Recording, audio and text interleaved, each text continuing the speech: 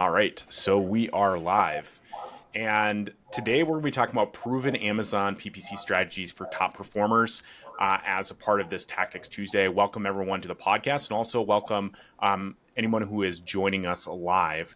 This is a topic that we wanted to talk about because, especially, we're recording this actually on the beginning of Prime Day.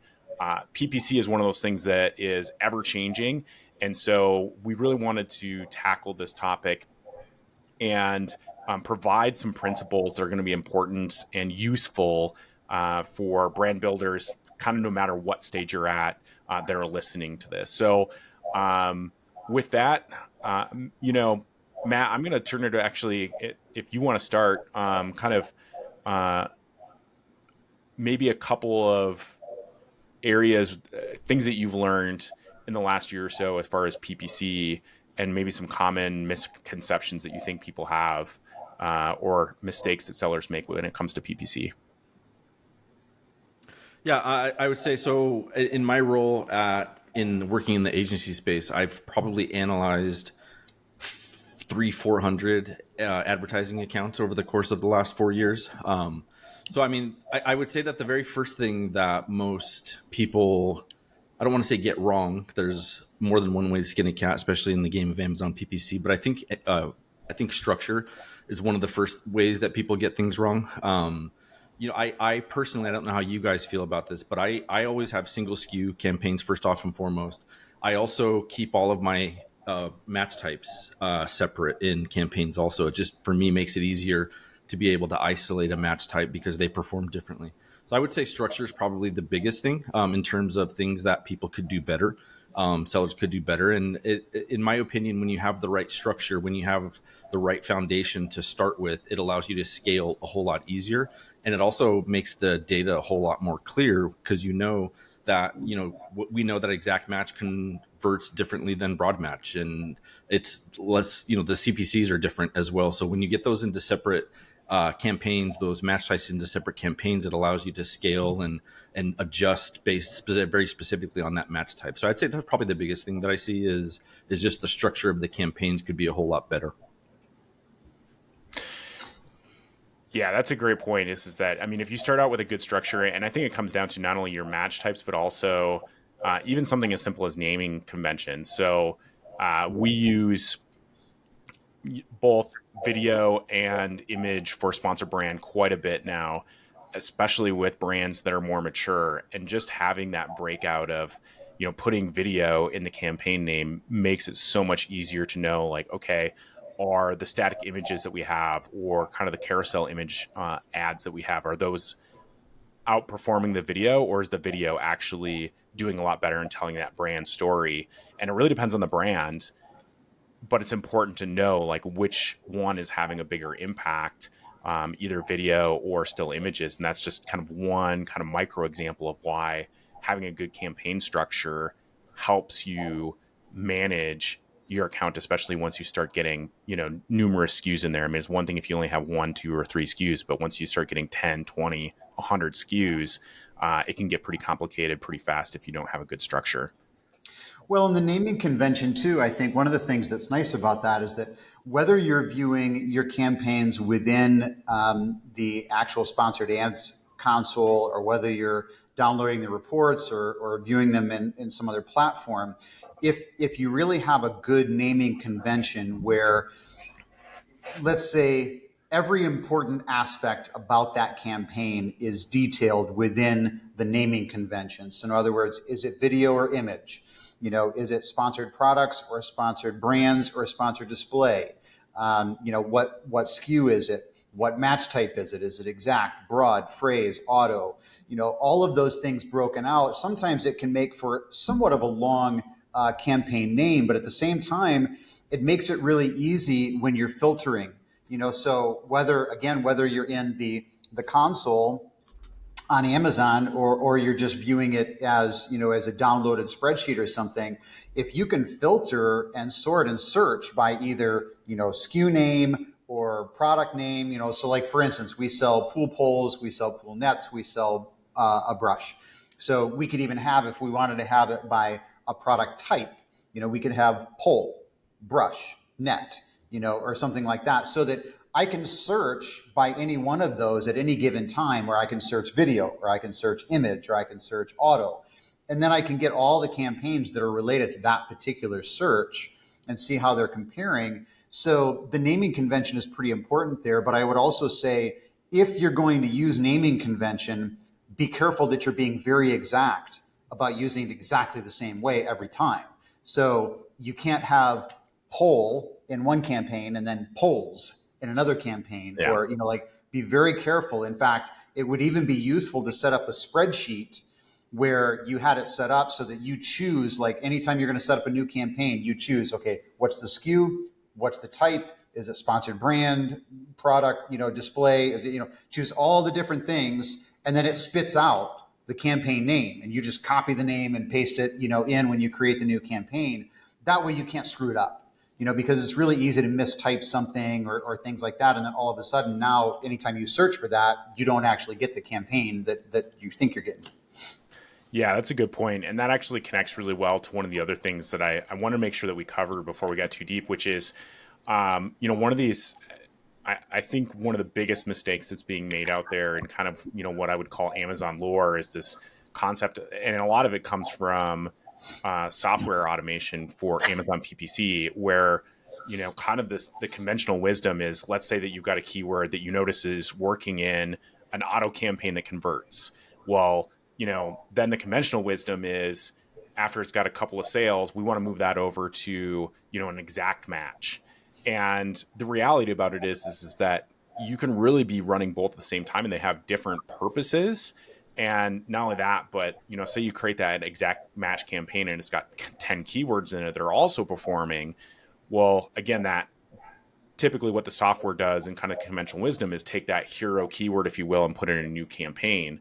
The problem with that is that there's a certain amount of kind of essentially randomness that happens anytime you create a campaign. And there's weight to campaigns that have been around for a long time, that have historical data to them. So that's why, a couple of things is, if you're looking at, hey, I need to redo, a product line, or if you're looking at redoing your whole account, why you shouldn't create all your campaigns from scratch. You're better off kind of modifying and rebuilding the campaigns that have been successful in the past, as opposed to just deleting them and creating new campaigns.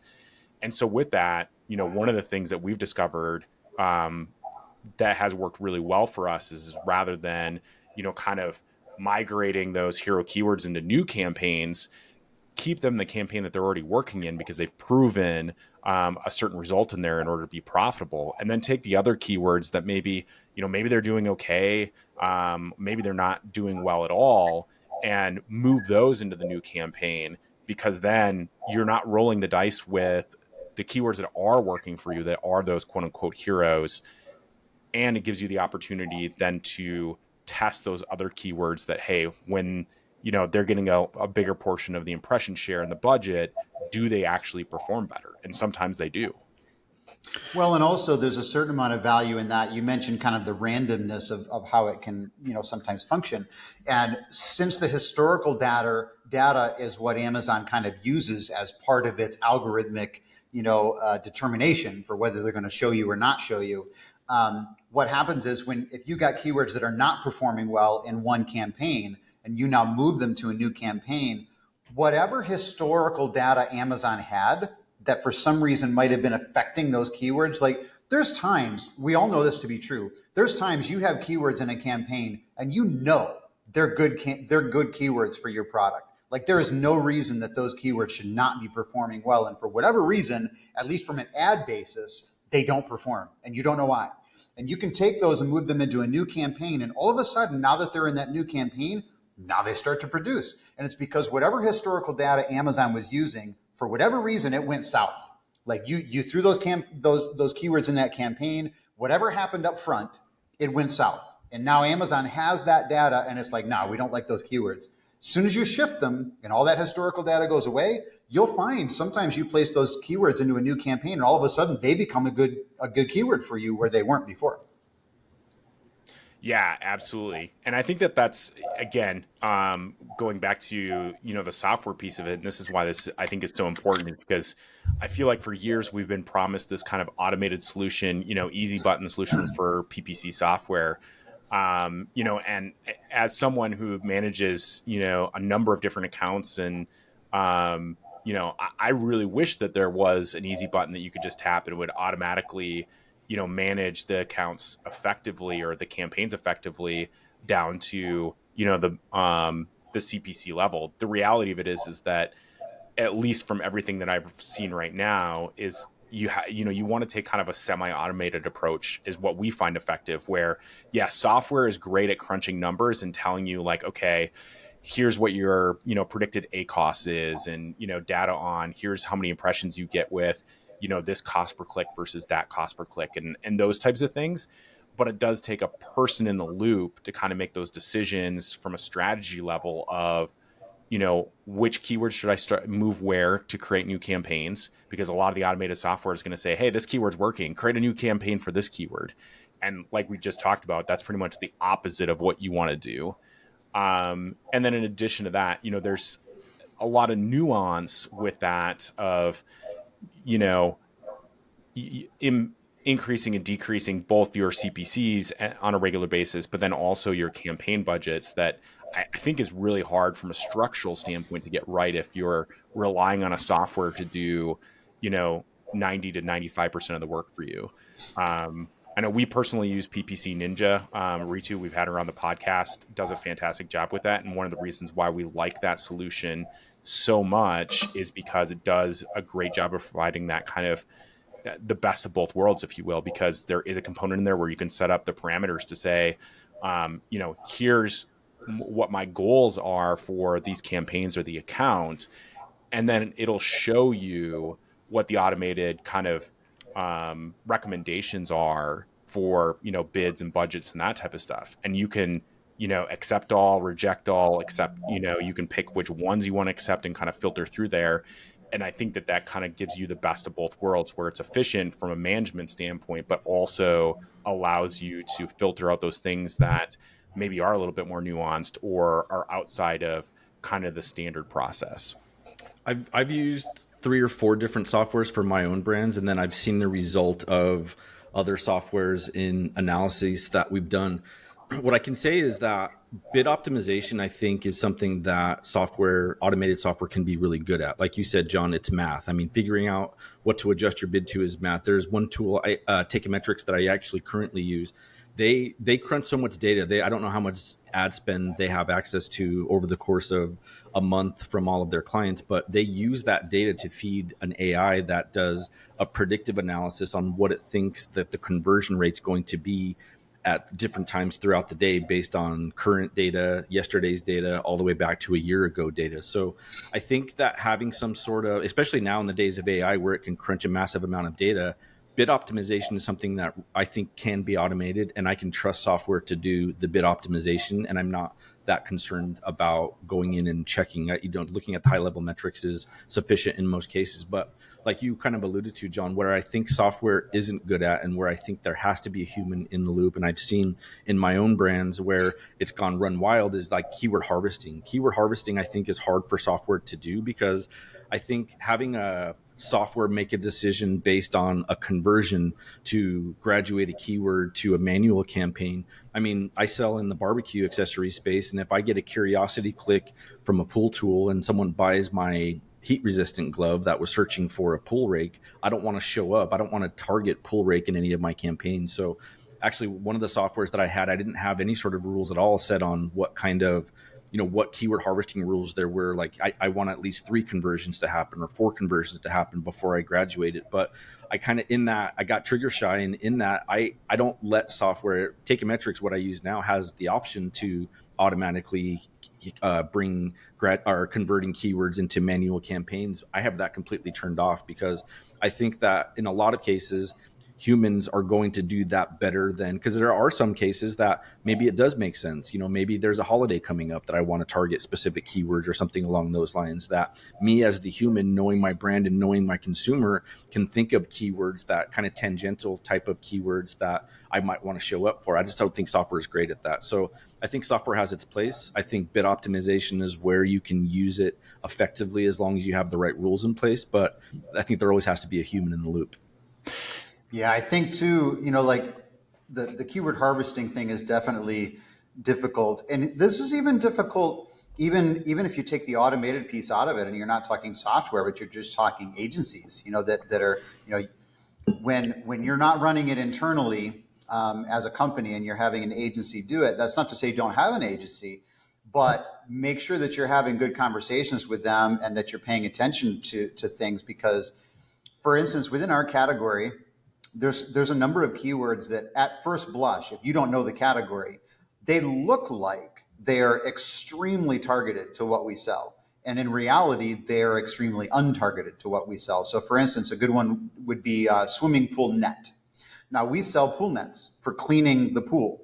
The problem is that what we have found over time is that swimming pool net is, although occasionally people are using that phrase to search for a net that you would clean the pool with, the majority of time when they're searching for that, they're actually searching for a net that you put over the pool to keep leaves out, to keep leaves and debris out of the pool, which is totally different product, right?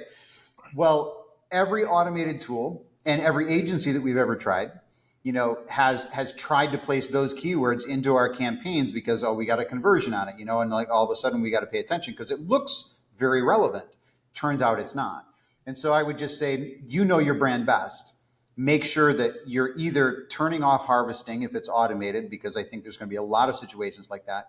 Or when you're dealing with an agency, you need to make sure that you're having conversations about that. Like those specific keywords that seem like they're relevant, but they're not. This is why. That sort of thing, and just kind of keeping tabs on that, because it happens. And then you end up spending a boatload of money on a keyword that, really never should have been in a campaign at all.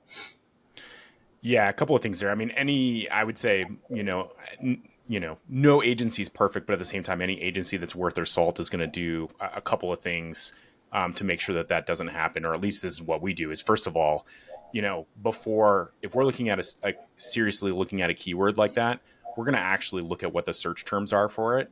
And in those search terms, if we see that the first 10, 20 products are a pool that goes over, or a net that goes over the pool, as opposed to, something, or, what you're selling, then obviously, that's what people are buying, which is why Amazon is ranking those products organically a lot higher for it. The other thing is that, that's why you keep tabs and, do keyword adjustments, and, you shouldn't be spending boatloads of money on something like that, because you should be able to tell. And now it depends on conversion rate within, generally 10, 20 clicks, whether you're headed in the right direction or not. So that way you're not burning a whole bunch of money on keywords that aren't going to work. But in addition to that, what I would also say is there are a lot of keywords that can be like that. And I think that where they fit really well into, what we call a catch-all campaign, which is basically, kind of these low volume keywords that we put a low bid in for, that, maybe you only get a sale once a week, once a month, doesn't matter. But if I'm only paying, if I'm paying, just to make the extremes, say I'm paying $10 a click for that, that pool term that doesn't convert very well for the product. Well, in order to be at the very top of the page, that's a problem. If I'm not converting well on it. Well, but if I'm paying 50 cents and the only people that I'm really going to show to are the ones that are diehard, looking at researching, pool stuff, and it might be a good fit for them. Well, that keyword, I can still get a good ACOS on at that 50 cents and, drive some incremental sales by using a catch-all campaign. So that's another great strategy that people can use. Well, it's good for auto too. Like that Yes. That similar strategy works very well. We've had a campaign that we've run for years. To be honest, we haven't really changed it much. Occasionally we adjust the bid and whatnot, but it's basically a low bid auto campaign that's just a catch-all. Like we just run it. We just run it at a really low bid and let Amazon just throw whatever they want at it. And because the bid is so low, our ACOS on that is incredibly good, and we actually get quite a lot of sales out of that, more than you might think, just because we're letting Amazon kind of go wild with it to some degree. Yep. Just saying, look, find whatever sales you can grab for us. If we can get it for that price, I'll do that all day long.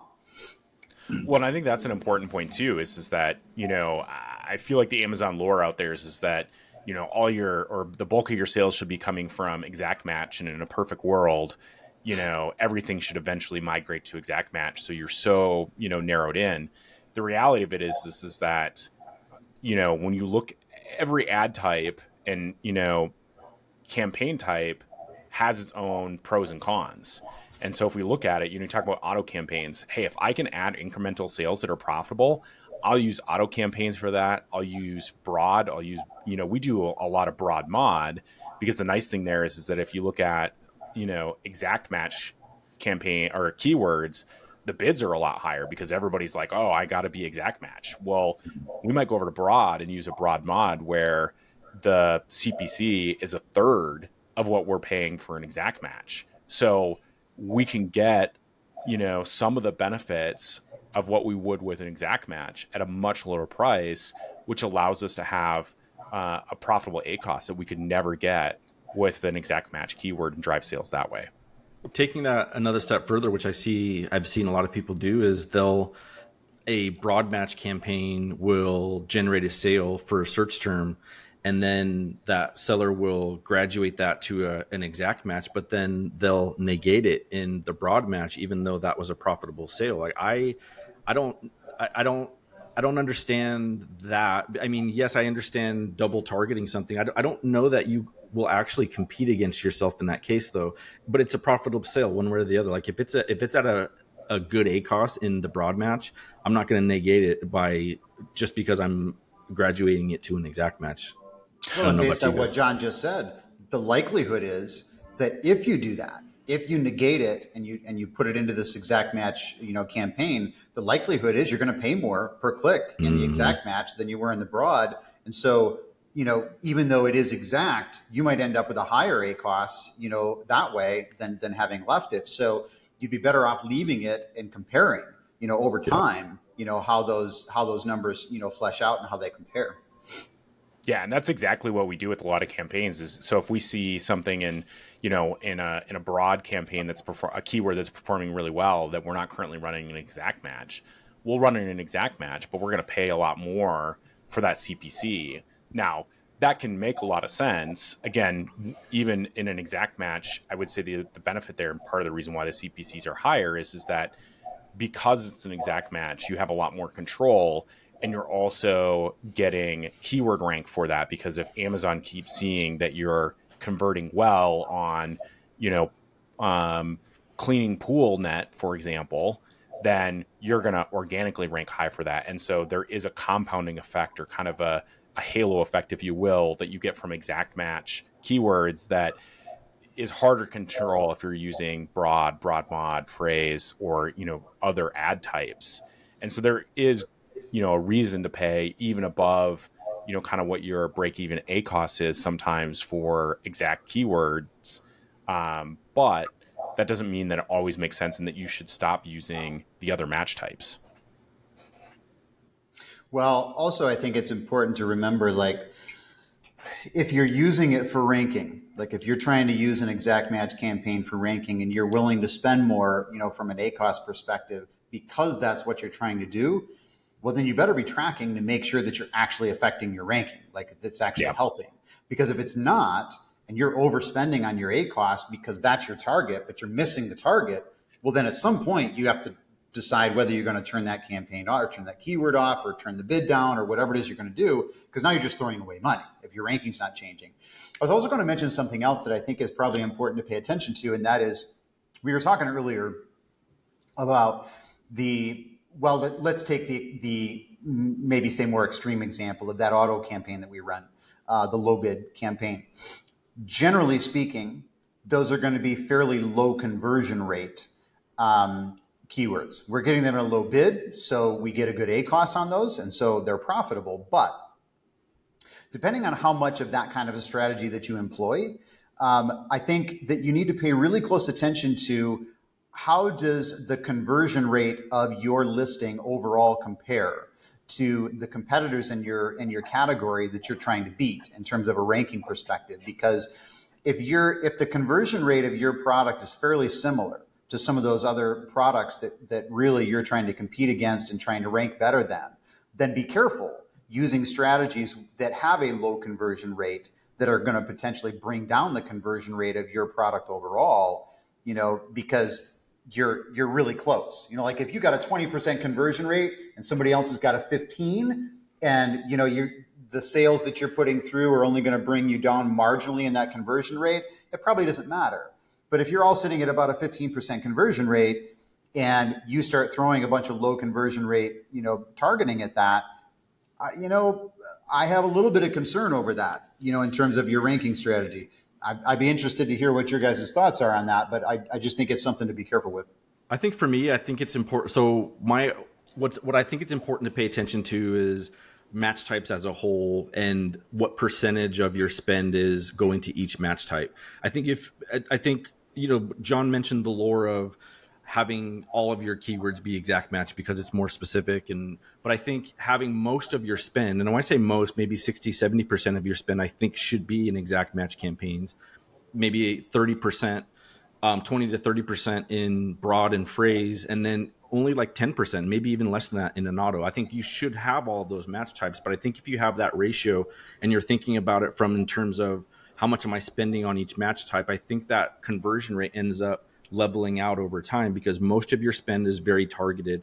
You have a little bit that's research, but again, one of the things that you mentioned is making sure that if you have a campaign that you expect to increase your rank, make sure that it is increasing rank. I think that's the same with all of your campaigns. I think you should know what the purpose of every single campaign is, and don't just run a campaign because someone on a YouTube video told you to, but like actually understand what is the purpose of this specific campaign and how do I measure that? How do I measure what the results of that is? Because if, like you said, if I have a ranking campaign, which I love ranking campaigns, what I love about the ranking campaigns that I've been using recently are just single keyword exact match. But like I pay attention to, first of all, what am I spending? How is it affecting it on the ranking side? And how can I adjust that? How can I adjust top of search? Will that keep my conversion rate where it is? So I think knowing kind of where your spend is going and where they are going to each match type, I think kind of levels out that conversion rate over time. Well, the other thing that I would say too is that remember that Amazon doesn't only take into account conversion rate. I mean, there are multiple factors that are taken into account for rank. One of the other ones is sales velocity. And I think that has a bigger impact than we give it credit for.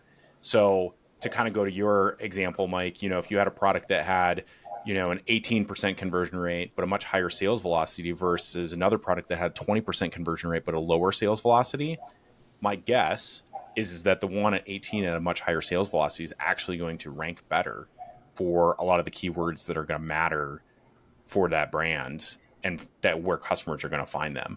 That's a fair point. I think it's an important piece to pay attention to. Obviously, the algorithm is not focusing on any one thing. That's why it's an algorithm, right? There's all sorts of parameters that are coming into play there. So sales volume is definitely important. It actually brings me back to something that we were talking about briefly before we jumped on the podcast, and that is that there's a number of other factors that come into play here, not only in terms of ranking, but in terms of CPCs on your ads and things like that. And one of them is inventory. And so, paying really close attention when you're running your PPC that you have enough enough inventory long term that you can sustain.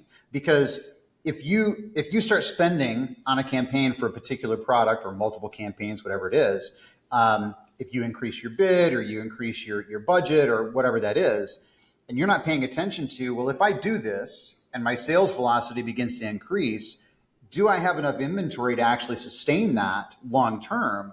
Then all you're doing is stealing money from yourself, because you might sell more right now, but you're selling it at a higher cost to yourself, and then you're going to run out of inventory, and now you're screwed. Where you'd have been better off not raising your bid or raising your budget or whatever, and just keeping the status quo, so that at least you just continued to sustain and were able to maintain those sales through and not run out of inventory. The other piece of that is that ranking is very tied to inventory. there is a direct relationship between how much inventory you have for any given product, and specifically, we've talked about this before in terms of geo ranking and how much inventory you have in particular areas of the country, especially high population areas, that Amazon takes into account when they rank you. So your keyword ranking is not just, okay, I rank in my product for this keyword, this is where I rank everywhere. I rank here for Philadelphia. I rank here for New York. I rank here for Michigan. I rank and very much it's based on what is the delivery time for that product. And if there's no inventory in that area, then delivery times will be longer and your ranking will be less. Also, if Amazon sees that your inventory is low, let's say you're down at 20 days of inventory or 25 or 30, then your ranking is going to be less. They will lower your rank because you have less inventory, because ultimately what they want is they want to put products at the top of the category that they're going to be able to continue to sell. They want consistency. Like consumers like consistency. And so Amazon's not going to rank you well if you don't have enough inventory to sustain sales. So pay attention to inventory when you're managing your PPC, because as that inventory declines, even if you don't go out of stock, if your inventory declines below roughly 45 days of inventory at any given point, your ranking's going to suffer. So you better be paying attention to that too. Yeah, there's a couple of things that I want to double click on there because I think that's so valuable. One is that when it comes to Amazon looking for that consistency, I mean, the days of where Amazon was kind of the wild, wild west and they were willing to accept almost anything, and sellers were basically on the platform as a way of essentially creating a job, or basically over, in the sense of you have to think about Amazon more now as walking into a Walmart or a Target, in the sense of they want to see that product in the same spot on the shelf all day, every day. Because Right. I can tell you right now, I mean, I think we talked with a couple of our brand builder guests about it, where they ran out of inventory and they couldn't fulfill inventory to, I don't remember if it was Walmart or Target, for like a month or two, and they got completely pulled off the shelves because, Walmart has a certain number that they need to hit with every single one of those slots on the shelf. Now, in theory, there's unlimited shelf space on Amazon, but in practice, there's a limited number of slots on page one. And Right. Amazon, they're investing in visibility in your brand just as much as you are investing in Amazon, between ads and everything else that you're doing in order to build your brand on Amazon. So, they look at that and they say, okay, if we don't see that consistency over time, then we're going to put somebody else in that spot that does provide that consistency, both in staying in stock, but also the inventory levels that you need in order to be a consistent brand on the Amazon platform. So I think that's a really important piece for people to be aware of.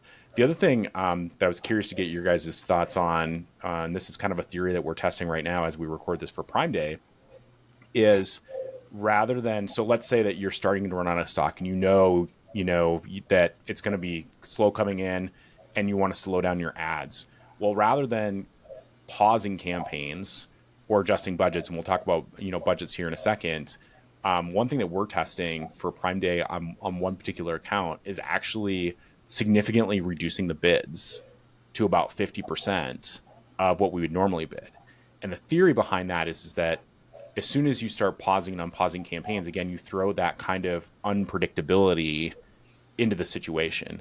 And then the other piece is that if we significantly lower bids, what we find is that Amazon campaigns with limited bids perform actually worse than campaigns that have plenty of budget, or excuse me, campaigns with limited budget perform worse, is what it really boils down to.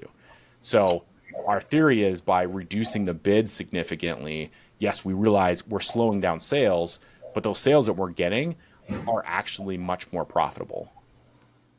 And by keeping your budgets high, as opposed to bringing a budget down and saying, I want to spend less, then you're still maintaining that differential that so far for you seems to be making a difference. The campaigns that have budget that outstrips what Amazon says it needs. So if Amazon says you need $20 for a campaign per day, I don't remember if we mentioned this on the podcast or if this is pre-podcast, but we were talking about how you've been running your campaigns at like 3 times what Amazon recommends for that budget. and that you're getting better ACOS out of that.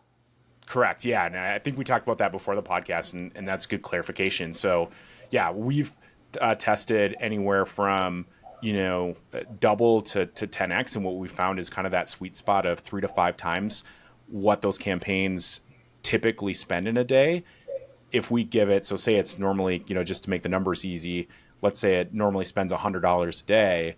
If we give it $300 to $500 budget, we see it be a lot more efficient than if we gave it a $200 budget. And at the same time, we don't see any gain in efficiency if we give it $1,000 budget or 10x what it needs. And so that's why keeping with that, then this strategy fits that very well, right. Because rather than reducing your budget, if you reduce the bid, then that budget still stays high and you still maintain that, at least that particular benefit. Right. You get all the efficiency, but at the same time, it actually becomes more efficient because yes, you're going to slow down sales. But let's say that, normally you're paying, $1 for your clicks, or, well, I guess in this day and age, let's call it $3. Right. You cut that, so if you cut your bids in half and let's say you're bidding $1.50, well, yeah, you're going to get a lot less impressions, a lot less clicks, which means a lot less sales. But because those bids are so much lower, those sales are going to be a lot more profitable for you at the same time. So now you slow down your sales velocity and made your ad sales more profitable at the same time. Makes sense to me. We haven't tested that, but it makes sense as a strategy.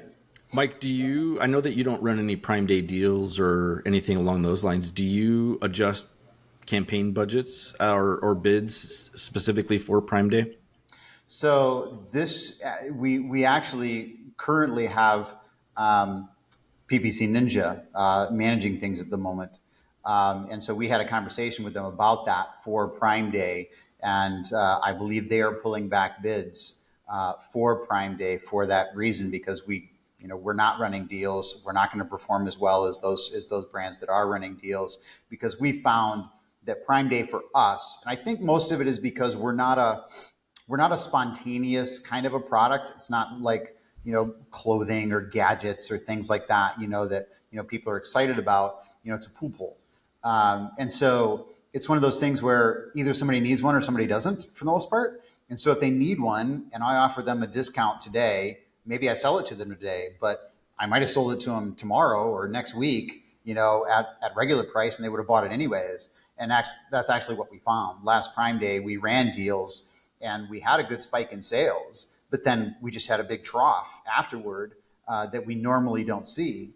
And so essentially all we did was just steal those future sales and, sold them now at a lower price point and at lower profit. So we are not running deals. And this year we are lowering bids on those campaigns so that we don't spend so much. Well, that's another thing that we're testing to kind of get the best of both of those worlds is lowering the bids for the first half of the day and then raising them back up to 100 to 120% for the second half of the day. And again, the theory behind that, and, we'll see, what the data tells us when we're done with this. But the theory behind that is that based on the data from last year is that we know the CPCs are the highest at the beginning of the day because everybody's got budget. Yep. But the traffic stays pretty consistent throughout the day. And more importantly, the conversion rate stays pretty consistent. So you kind of have this crossover effect, around 11 a.m. Pacific time, where you have the CPCs start to come down by 20 to 30% because campaigns are running on a budget, but you still have consistent conversion rate and traffic. So our theory there is that for the first half of the day, we cut those budgets by, 25 to 50%. And then for the second half of the day, we bring them back to 100 to 120%. So that way, those very aggressive competitors, because again, most of the brands that we're working with, well, all the brands we work with are US based and a lot of them are premium products, is, all those aggressive overseas Chinese competitors have burned through most of their budget in the first half of the day. And now we've got, basically full budget when we up those bids on the second half of the day to get that visibility for the second half. So that's the theory behind it. We're testing out, and I'm excited to see what the numbers look like after kind of everything shakes out in the next week or so. Well, and I think it's easy to make the assumption that everybody who's advertising through the platform knows what they're doing, when the reality is the majority of them don't know what they're doing. Especially because, number one, you've got a lot of new sellers, who are trying to make, they're trying to make it big, right? And so, they see an opportunity like Prime Day or something like that, and they go huge on it, not really understanding much about the platform. They're just like, hey, it's an opportunity, right? And so many of those individuals that you would be competing against, for ads on a Prime Day event or something like that, are individuals that don't really understand advertising. They certainly don't understand Amazon advertising, and they are going to blow through those budgets right away. And so I think it makes a whole lot of sense as a strategy. It's clear that the statistics show that a lot of sellers are running out of budget, midday. Why not take advantage of that opportunity? It only makes sense. Yeah. So I'm trying to think of, so the other thing that I want to make sure that we haven't mentioned yet, that I think is really important. And Matt, I think you actually touched on it a little bit in kind of when you were talking about the ad mix, which is, I think, something that gets lost, especially as Amazon over the last couple of years has launched a number of different ad types, both between the regular ad console and with DSP, keeping in mind that at least what we're still seeing is that about 70 to 80% of our sales are still coming through sponsored product ads. So yeah, video is fun, sponsor brand is fun, and that type of stuff. But at the end of the day, if you're really good with sponsored product ads, you're already, that's the kind of the Pareto principle, your 80-20 of winning when it comes to Amazon ads. Yeah, I mean, overall, if you just look at a sponsored product ad, like my dad, for example, I love understanding how people shop on Amazon and why they shop that way. My dad is the kind of guy that likes to support the underdog. So for him, if he sees a big, shiny, beautiful looking ad type on the top, he's not going to click on that because he sees that as that's the guy that is like the Nikes or the Dasanis of the world. So he goes down and clicks on one of the sponsored product ads, and it looks like a listing. Most people don't even know that those are ads. Most consumers think that that's just a normal listing, my dad included. So I actually had to change and actually show my dad how to look at what an underdog is, as opposed to what he was doing, which he was actually choosing people that were spending the most amount of money, which was kind of funny. But yeah, I think the reason for sponsored product ads resulting in most of the sales for most sellers is because of how organic they look. They look just like a normal listing, and most people don't even know. Yeah. And I've had the same thing, when I've talked to people, and they're like, and they're like, oh, what do you do? And we start talking about Amazon, and they're like, yeah, I shop on Amazon all the time. I was like, yeah, I run the ads. And they're like, oh, you mean the big thing at the banner? I'm like, well, those, but then also, those first, 3 to 5 listings that you see. And they're like, what? Those are ads? I'm like, yeah. And like, I'll pull out my phone and I'll show them the little corner. I'm like, you see where it says in like small gray text sponsored? That means somebody paid to be there. And I would say probably 80% of the people that I have that conversation with are shocked that that is an ad. Well, the reality is, when you look at a page on Amazon, it's probably at least 30, maybe 40% of the items that are on that page that you could click on are sponsored. Like the ratio of sponsored ads to organic, listings is so ridiculous, these days. So I think I saw a stat that it was like 70%. I think the stat that I saw recently was like 60 or 70% of the page is sponsored ads. It could very well be. It's massive. It's crazy. So, and you're right. Most people don't know, that that's the case. And I do think it's one of those things where, you refer to the Pareto principle, is that, at least get really good at the one thing that is the big piece, of sponsored ads. Like, even if you don't really dabble too much in display or, sponsored brands, I think you should. But, even if you didn't, just get really good, at sponsored product ads, and recognize some of these, primary principles that we're presenting here. Like, for instance, one of the really big ones, that I think will help you a lot if you're not already doing it, is making sure that you're keeping good performing keywords in the campaigns that they're in and taking the non-performers out and moving them someplace else. That is a huge differential. And paying attention to, if you're using automated tools, recognizing that that's what those automated tools are going to do, is just the exact opposite of that. They're going to take the good ones out and put them someplace else. and you're going to see a decrease in production on those almost always. And so, modifying those settings, if you're using the automation so that they're not creating new campaigns, they're not keyword harvesting, they're not moving those keywords out, they're just doing bid optimization, and you're doing the management of those campaigns, I think is a really big deal. Yeah, I think those are some great action items for our listeners, Mike, that you brought up there. Matt, anything else that you would add? I know PPC is a very complex topic that we could talk about for a long time. I think this is a good place to kind of wrap on this topic for today. But any kind of action item that you would give to listeners when it comes to PPC that we've talked about?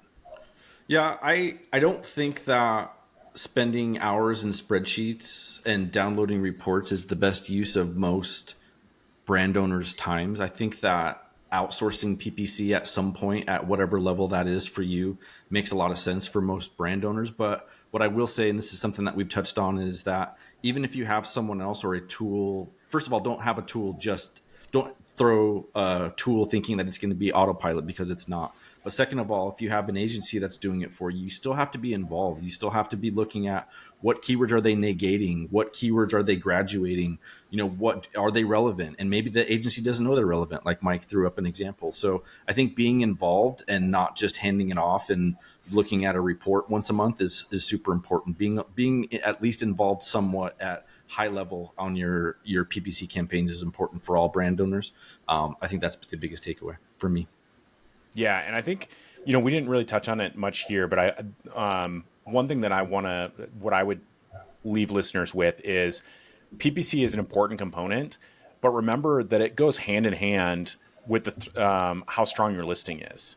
So if you've got a listing that has a pretty poor main image and title and secondary images and that type of stuff compared to your competitors, your PPC is going to suffer, because PPC is really just a visibility tool.